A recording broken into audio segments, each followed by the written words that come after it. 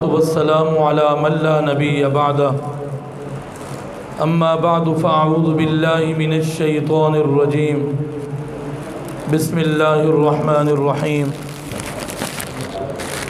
يا أيها الناس قد جاءتكم موعظة من ربكم وشفاء لما في الصدور وهدى ورحمة للمؤمنين قل بفضل الله وبرحمته فبذلك فليفرحوا هو خير مما يجمعون وقال الله تعالى في مقام آخر إن الذين كفروا وماتوا وهم كفار فلن يقبل من أحدهم ملء الأرض ذهبا ولو افتدى به أولئك لهم عذاب أليم وما لهم من ناصرين آمنت بالله صدق الله مولانا العلي العظيم وبلغنا رسوله النبي الصادق الأمين ونحن على ذلك لمن الشاهدين والشاكرين والحمد لله رب العالمين. تمام احباب درود شریف پڑھیں. اللهم صل على محمد وعلى آل محمد كما صليت على إبراهيم وعلى آل إبراهيم إنك حميد مجيد. اللهم بارك على محمد وعلى آل محمد كما باركت على إبراهيم وعلى آل إبراهيم إنك حميد مجيد. انتہائی واجب الاحترام عزیز دوستوں اور بزرگوں، آج ہمیں ایک سعادت نہیں، دو سعادتیں نہیں، بلکہ 4 سعادتیں اللہ پاک نے ہمیں عنایت فرمائی ہیں. میں نے قرآن مجید سنایا ہے، میرے بیٹے نے سنا ہے، بڑے بیٹے نے گھر میں قرآن مجید سنایا ہے، آج اس کا بھی ختم ہوا ہے، چھوٹے بیٹے نے اس کا بھی سنا ہے. الحمدللہ 4 خوشیاں ہیں، 2 پڑھنے والے اور 2 سننے والے. اور گھر میں بھی قرآن مجید مکمل ہو گیا ہے تراویح میں، اور الحمدللہ آج مسجد میں بھی مکمل ہو گیا ہے. یہ اللہ تعالیٰ کا احسان ہے. کوئی ہماری محنت، کوئی ہماری وہ حیثیت نہیں، لیکن اللہ سے ہم ہر وقت مانگتے رہتے ہیں کہ یا اللہ اپنے قرآن کی خدمت دے دے، اپنے قرآن مجید سے محبت عطا فرما دے. یہ اسی کی برکت ہے اور اللہ کی رحمت ہے کہ ہم قرآن مجید سے جڑ گئے. قرآن مجید سے جڑ جانا یہ اللہ تعالیٰ کی طرف سے بہت بڑا انعام ہے، اور یہ انعام بار بار محنت کرنے سے، بار بار اللہ سے مانگنے سے، بار بار محنت کرنے سے، اور بار بار اللہ کے سامنے رونے سے پھر عطا ہوتا ہے. ایسے عام بات نہیں ہے. وگرنہ ہم تو دیکھتے ہیں کہ قرآن مجید سے بڑے بڑے قرۂ کرام بھی دور ہو جاتے ہیں. اللہ نہ چاہے تو بے ناراضگی کا اظہار ہو جاتا ہے. اللہ کا کلام ہے، اللہ قریب کر دے تو اس کی مرضی ہے. قرآن مجید کے 2 آیات میں نے آپ کے سامنے تلاوت کی ہیں. دونوں کی روشنی میں ایک بات عرض کرنا چاہتا ہوں. رمضان المبارک ہمیں نصیب ہوا، قرآن مجید ہمیں ملا، اور رمضان المبارک کی مبارک گھڑیاں، مبارک لمحات، روزے، تراویح، لیلۃ القدر، اعتکاف، وظائف، اوراد، تلاوت کلام پاک، یہ ساری چیزیں اللہ رب العزت نے ہمیں عنایت فرمائی ہیں. ان ساری چیزوں کا فائدہ کب ہوتا ہے، میں یہ آپ کے سامنے عرض کرنا چاہتا ہوں. ان ساری چیزوں کا فائدہ اس وقت ہوتا ہے جب آدمی کے پاس ایمان کی دولت ہو. اگر کسی کے پاس ایمان نہیں ہے، وہ ایماندار نہیں ہے، تو وہ روزہ رکھے تو بے فائدہ، تراویح پڑھے بے فائدہ، قرآن پڑھے بے فائدہ، عبادت کرے بے فائدہ، سخاوت کرے بے فائدہ. تو میں نے آپ کے سامنے وہ آیت پڑھی ہے. اللہ رب العزت نے ارشاد فرمایا، 3 پارہ ہے، فرمایا ان الذین کفروا وماتوا، وہ لوگ جو کافر ہیں اور کفر کی حالت میں وہ مر گئے ہیں. کافر ہیں، کفر کی حالت میں مر گئے ہیں، تو فرمایا فَلَن يُقْبَلَ مِنْ أَحَدِهِمْ مِلْءُ الْأَرْضِ ذَهَبًا وَلَوِ افْتَدَىٰ بِهِ. اگر وہ اللہ کے سامنے پوری زمین اس کے اوپر سونے کا ڈھیر لگا دے، اور وہ سونے کا جو ڈھیر ہے آسمان کو چھونے لگ جائے، اتنا سونا اللہ کے سامنے پیش کر دے، فرمایا اللہ پھر بھی قبول نہیں فرمائے گا. کیوں؟ ان کے پاس ایمان کی دولت نہیں ہے. میرے بھائیوں، ایمان کی دولت سب سے بڑی قیمتی ہے.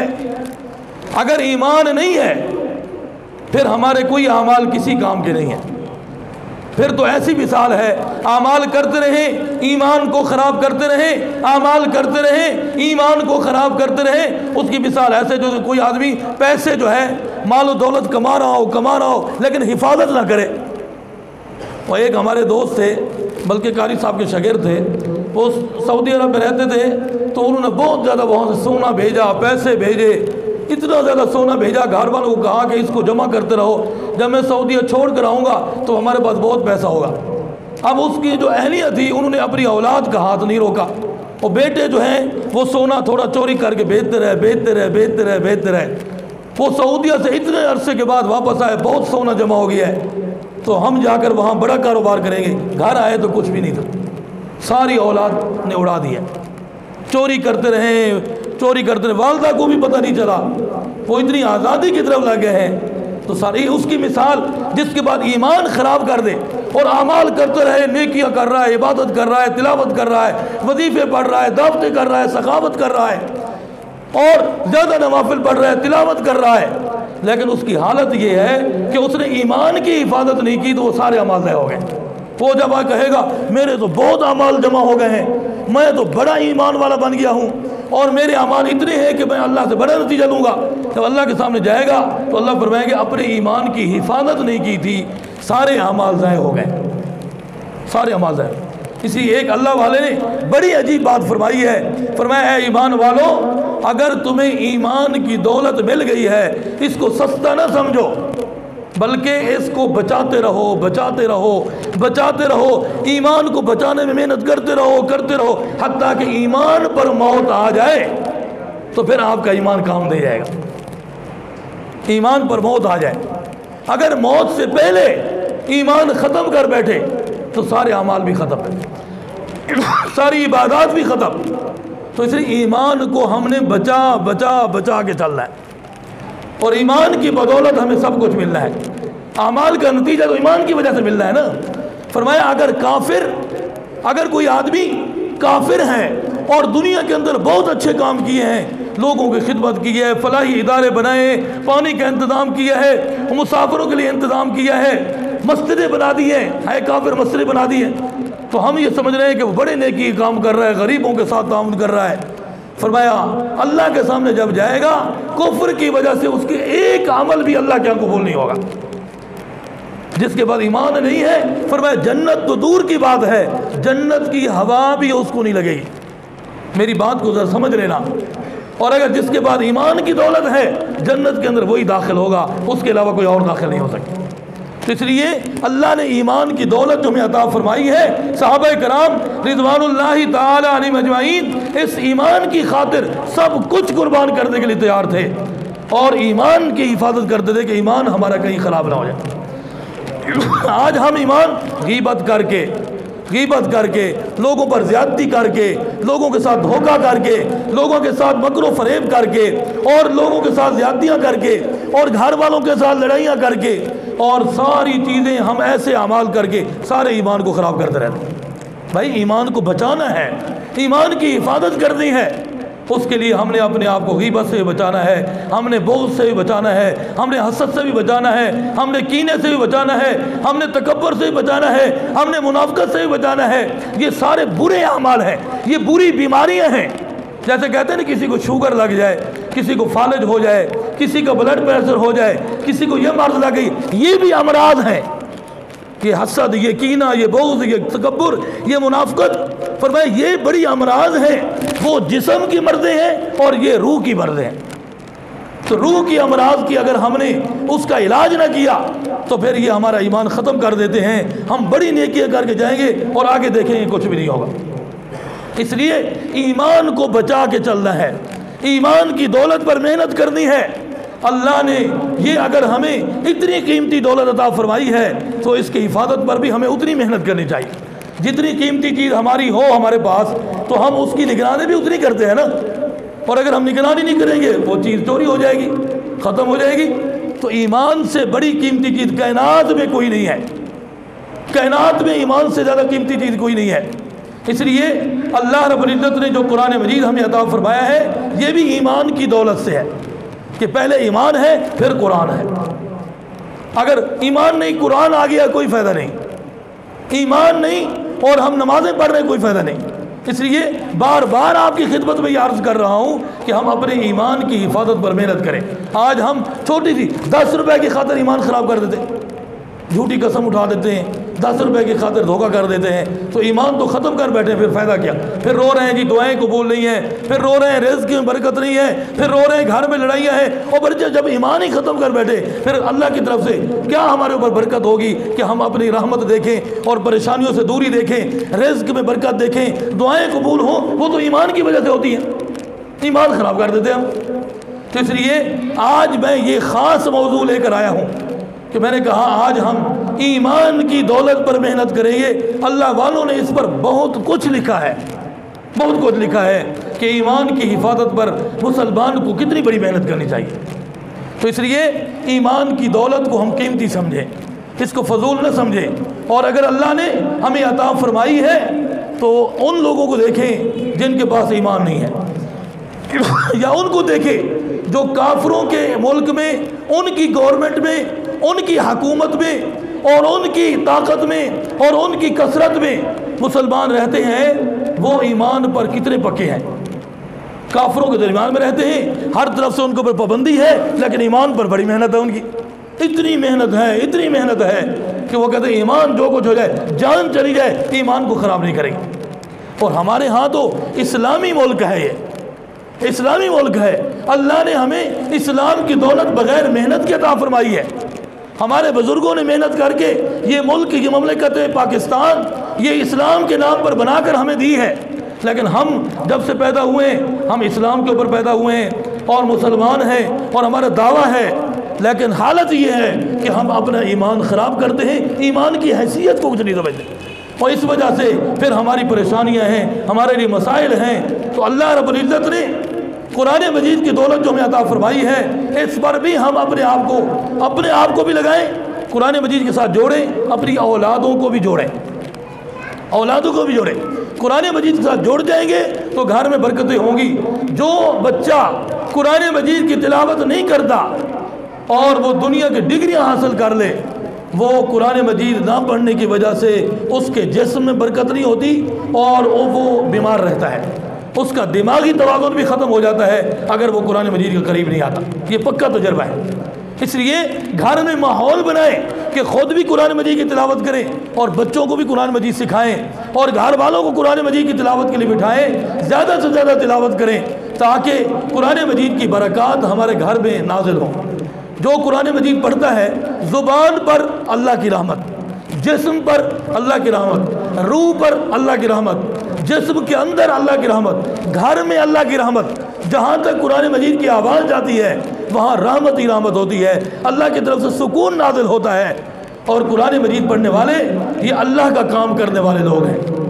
اللہ رب العزت نے فرمایا قرآن مجید پڑھنے والے میرا کام کرنے والے لوگ ہیں، کیونکہ میرا کلام ہے، یہ اللہ کا ڈائریکٹ کلام ہے۔ تو اللہ رب العزت نے ہمیں لا ریب کتاب عطا فرمائی ہے۔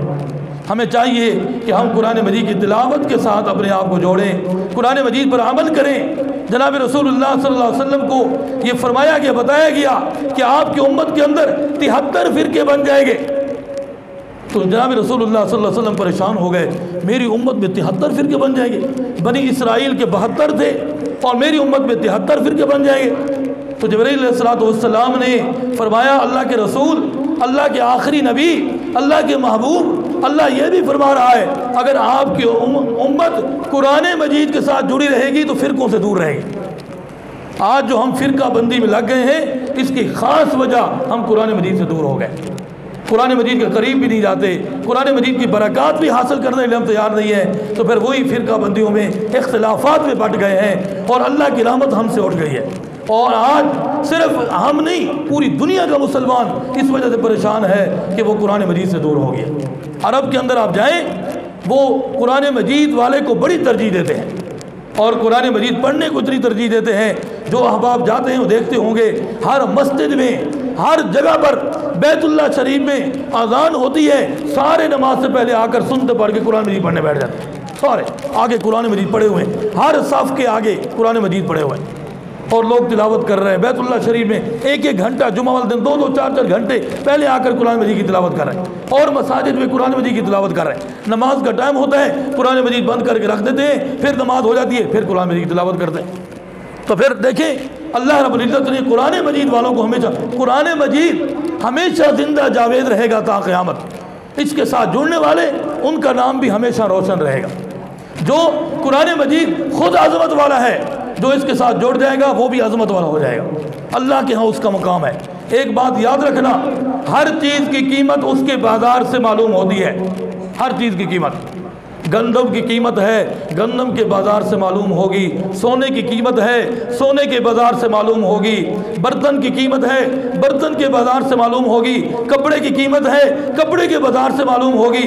یاد رکھنا، قرآن مجید کی قیمت، قرآن والوں کی قیمت، یہ قیامت کے بازار میں پتہ چلے گا کہ اس کی کتنی قیمت ہے، اس وقت پتہ چلے گا۔ اس وقت لوگ ان کے اوپر رش کریں گے، اور 10 ایسے بندے جن پر جہنم واجب ہوگی، میرے آقا صلی اللہ علیہ وسلم نے ارشاد فرمایا، با عمل حافظ قرآن، با عمل، جس نے قرآن مجید کو یاد بھی رکھا ہے، عمل بھی کیا ہے، برائے نام نہیں، با عمل حافظ قرآن، 10 ایسے بندے جن پر جہنم واجب ہوگی، فیصلہ ہو گیا ہوگا کہ ان کو جہنم کے اندر داخل کر دو، وہ اپنے خاندان کے، اپنے احباب، اپنی محبت کرنے والوں میں سے 10 ایسے بندے ان کو سفارش کر کے جنت کے اندر لے جائیں گے۔ یہ کوئی کہانی نہیں ہے، یہ کوئی قصہ نہیں ہے، یہ وہ میرے آقا صلی اللہ علیہ وسلم کا فرمان ہے کہ زمین و آسمان تو ختم ہو سکتے ہیں، سورج تو ٹوٹ سکتا ہے، ستارے تو ٹوٹ سکتے ہیں، پوری دنیا کا نظام درم برم ہو سکتا ہے، لیکن میرے آقا کا فرمان جھوٹا نہیں ہو سکتا۔ یہ وہ فرمان ہے کہ 10 ایسے بندے، اس لیے میں آپ کو خدمت میں یاد کرنا چاہتا ہوں، آپ ہم حافظ قرآنوں کے ساتھ جڑا کریں تاکہ قیامت والے دن وہ آپ کی سفارش کریں۔ میرے آقا صلی اللہ علیہ وسلم نے ارشاد فرمایا کہ میں اپنی امت کو یہ ترغیب کرنا چاہتا ہوں، وہ قرآن مجید پڑھنے والے بن جائے، قرآن مجید کو سیکھیں اور پڑھنے والے بن جائے۔ قرآن مجید پڑھنے والے اگر وہ حافظ قرآن نہیں ہو سکے، پھر حافظ قرآن کی وہ قدر کرنے والے بن جائیں، علم والوں کے ساتھ محبت کرنے والے بن جائیں۔ اللہ تعالیٰ علم والوں سے محبت کرنے کی وجہ سے بھی قیامت والے دن بہت سارے لوگوں کی بخشش فرما دے۔ اس لیے ایک حدیث پاک کے اندر یہ بھی ہے کہ جناب رسول اللہ صلی اللہ علیہ وسلم نے ارشاد فرمایا، خیرکم من تعلم القرآن وعلمہ، تم میں سے بہترین شخص وہ ہے جو قرآن مجید سیکھے اور سکھائے۔ ایک آپ کی خدمت میں یہ بھی عرض کرنا چاہتا ہوں کہ جو بھی حافظ قرآن ہے نا، جب تک وہ اپنے استادوں کے ساتھ نہیں جڑے رہتے،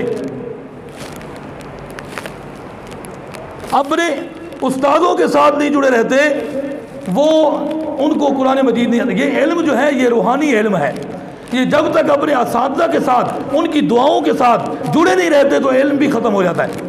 دارالعلوم دیوبند کے ایک استاد کا واقعہ انہوں نے خود لکھا ہے، وہ کہتے ہیں کہ جب میں عالم ہو گیا، مدرسے سے فارغ التحصیل ہو گیا، مجھے چھٹی مل گئی، میں گھر جانے لگا، تو وہ لوگ جو عالم ہوتے تھے کئی سال گھر نہیں جاتے تھے، اور جب عالم مکمل ہو جاتے تھے پھر گھر جاتے تھے۔ وہ کہتے ہیں کہ میں جب ہم دارالعلوم دیوبند سے نکلنے لگا تو ایک کتاب ایک استاد پڑھاتے ہیں، فقہ ایک استاد پڑھاتے ہیں، حدیث دوسرے استاد، تفسیر اور استاد، منطق اور استاد۔ تو وہ کہتے ہیں کہ میں استادوں کو ملنے کے لیے گیا، تفسیر کے استاد بھی مل گئے، میں نے دعا لے کر اجازت لی، قرآن اور اسی طرح حدیث کے استاد بھی مل گئے، ان سے بھی دعا لے کر اجازت لے لی، سب سے مل گئے، ایک منطق والے استاد مجھے نہیں ملے، وہ گھر پہ نہیں تھے، کہیں گئے ہوئے تھے، میں گھر واپس آ گیا۔ میں نے آ کر علم پڑھانا شروع کیا، منطق اٹھاتا تھا مجھے کوئی سمجھ نہیں آتی تھی، میں بڑا پریشان، تفسیر بھی صحیح پڑھا رہا ہوں، قرآن بھی صحیح پڑھا رہا ہوں، حدیث بھی صحیح پڑھا رہا ہوں، فقہ بھی صحیح پڑھا رہا ہوں، لیکن منطق اٹھاتا ہوں کوئی بات سمجھ نہیں آتی۔ تو وہ کہتے ہیں کہ بس ایک دن میں اتنا پریشان ہو گیا، خواب کے اندر مجھے کسی کہنے والے نے کہا، او بھائی استاد ناراض ہیں مل کر نہیں آئے، جاؤ ان کو مل کر آؤ۔ اس وقت پیدل کے سفر ہوتے تھے، کئی 100 میل دور سفر کر کے جانا پڑتا تھا، وہ اب اسی وجہ سے استادوں کو ملنے کے لیے وہاں تک گئے اور جا کر ان سے معذرت کی، اجازت لی، پھر واپس آئے تو کہتے ہیں میں جو کتاب کھولتا تھا علم کے دریا، علم ہی علم، ہر چیز مجھے سمجھ آ گئی۔ تو یہ روحانی میدان ہے، اس کے اندر ہم جب تک اپنے اساتذہ کے دعائیں نہیں لیں گے اور ان کی خدمت نہیں کریں گے، یہ علم اس وقت تک نہیں آتا۔ میں کیونکہ ہمارے مہمان آ چکے ہیں، حافظ محمد وسیم نواز صاحب جو ملک کے مشہور ثناخوان مصطفیٰ ہیں، ہم نے ان کو دعوت دی تھی، انشاءاللہ نعتیہ کلام آپ کے سامنے پیش کریں گے۔ آخری بات، اپنا واقعہ، اپنی ذات کا واقعہ میں آپ کو سنانا چاہتا ہوں ذرا غور سے۔ جب ہم حافظ قرآن ہو جاتے ہیں نا مدرسوں کے اندر، تو پھر اس کے بعد یہ نیت ہوتی ہے کہ عالم بننا ہے، تو پھر اس اساتذہ سے اجازت لے کر ہم جاتے ہیں عالم بننے کے لیے۔ میں لودھرا میں جس استاد صاحب کے بعد حافظ قرآن ہوا، اپنی بات سنا رہا ہوں آپ کو، ذرا غور سے سنیں گے۔ تو وہ میں جب گیا عالم بننے کے لیے تو استادوں سے اجازت نہیں لی، حافظ قرآن ہو گئے، دستار بندی ہو گئی، اجازت نہیں لی، پھر چلے گئے جامعہ عمر بن خطاب ملتان میں جا کر داخلہ لے لیا۔ اب میں قرآن مجید پڑھتا تھا، جہاں سے پڑھتا کچھ بھی نہ آتا۔ یہ اللہ کے گھر میں بیٹھا ہوں، یہ آپ کو اپنا واقعہ وہ سچا سنا رہا ہوں، یہ آپ کی تربیت کرنے کے لیے۔ تو وہ جو ہے جہاں سے قرآن میں اٹھا، ایک پاؤں میں 50 غلطیاں مجھے آتی تھی۔ جو آج آپ میرا قرآن سن رہے ہیں نا، اس قرآن مجید میں سے ایک پاؤں میں سے 50 غلطیاں مجھے آتی تھی۔ بڑی محنت کر کر کے میں تھک گیا، میں نے کہا قرآن مجید آتا ہی نہیں ہے۔ تو میں قدرتی ایسے ہوا کہ جب عالم کورس میں چھٹیاں ہوتی ہیں نا، شعبان رمضان 2.5 مہینے چھٹیاں ہوتی ہیں، تو ان چھٹیوں میں لودھرا پڑھانے کے لیے ایک مدرسے کے اندر ایک دوست کے ساتھ، وہ بچپن کا میرا کلاس فیلو تھا، تو انہوں نے کہا آپ یہاں قرآن مجید پڑھائیں۔ تو میں کلاس میں قرآن مجید پڑھا رہا تھا۔ ہمارے استاد جی قاری محمد اقبال صاحب رحمۃ اللہ علیہ فوت ہو گئے، لودھرا کے امام تھے بڑے، تو وہاں تشریف لے آئے نکاح پڑھانے کے لیے۔ انہی کا نکاح، جن کا مدرسہ تھا نا، وہ میرے ساتھی تھے بچپن کے، مولانا طاء اللہ صاحب، ان کے بھائی کا نکاح تھا۔ تو استاد جی تشریف لے آئے، تو میں اب کلاس سے اٹھ کر استاد جی کو ملنے کے لیے گیا۔ اب اندر کلاس تھی، باہر برآمدے میں ہم نے 4 پہی رکھی تھی استادوں کے لیے۔ تو میں نے ہر وقت تو ہم ملنے کے لیے جاتے تھے، لیکن استاد جی کسی بات کا اظہار نہیں فرماتے تھے کہ میں تیرے ساتھ ناراض ہوں۔ میں سمجھ گیا بھائی قرآن مجید اس وجہ سے نہیں آتا کہ استاد جی کو راضی کرو۔ تو میں نے مولانا طاء اللہ کو، اپنے ساتھی کو کہا کہ استاد جی ناراض ہیں، آج موقع بہت اچھا ہے، آج تو راضی کروا لے۔ مجھے قرآن مجید بھول جاتا ہے اور نہیں آ رہا۔ تو اس نے جا کر استاد جی کو کہا کہ استاد جی غلام مرتضیٰ کہہ رہا ہے کہ استاد جی ناراض ہیں۔ استاد جی فرمایا بلاؤ اس کو۔ مجھے کلاس سے بلایا اور استاد جی نے فرمایا ہاں کیا بات ہے؟ میں نے کہا استاد جی آپ راضی ہو جائیں۔ استاد جی نے فرمایا میں تو بہت ناراض ہوں۔ میں نے کہا استاد جی اگر آپ جو سزا دینا چاہتے ہیں، اندر میری کلاس ہے، میرے شاگرد ہیں، 100-150 بچہ پڑھ رہا ہے، اگر آپ فرمائیں تو میں اپنی کلاس میں مرغا بنتا ہوں، آپ مجھے ڈنڈے جوتے لگائیں، وہاں جو سزا دے دیں، تو میں آج آپ سے معافی مانگوں۔ استاد جی ہمارے رو پڑے۔ استاد جی فرمایا بس یہی فرما برداری دیکھنی تھی، میں راضی ہو گیا ہوں۔ اللہ کے گھر میں بیٹھا ہوں، اس کے بعد جس پارے کو اٹھاتا یاد، جس پارے کو اٹھاتا یاد، جس پارے کو اٹھاتا یاد۔ تو اس لیے یہ روحانی میدان ہے۔ جب تک اساتذہ سے دعائیں نہ لیں اور ان کے ساتھ تعلق نہ رکھیں، تو اس وقت تک یہ علمی میدان کے اندر آدمی ناکام رہتا ہے۔ اس لیے ہمیں چاہیے ہم اپنے بچوں کی یہ تربیت کریں، جہاں جہاں سے وہ حافظ ہوئے ہیں، اگر وہ اپنے اساتذہ کو راضی کر لیں اور ان کے ساتھ تعلق کو جوڑ لیں، تو یہ قرآن مجید ان کے پاس آ جائے گا اور انشاءاللہ وہ پکے حافظ قرآن بن جائیں گے۔ اس لیے ہم قرآن مجید کے ساتھ جڑ جائیں اور محبت کریں اور تلاوت کریں اور ایمان کی حفاظت کریں۔ اللہ تعالی ہم سب کو ان تمام باتوں پر عمل کرنے کی توفیق نصیب فرمائے۔ وآخر دعوانا الحمدللہ رب العالمین۔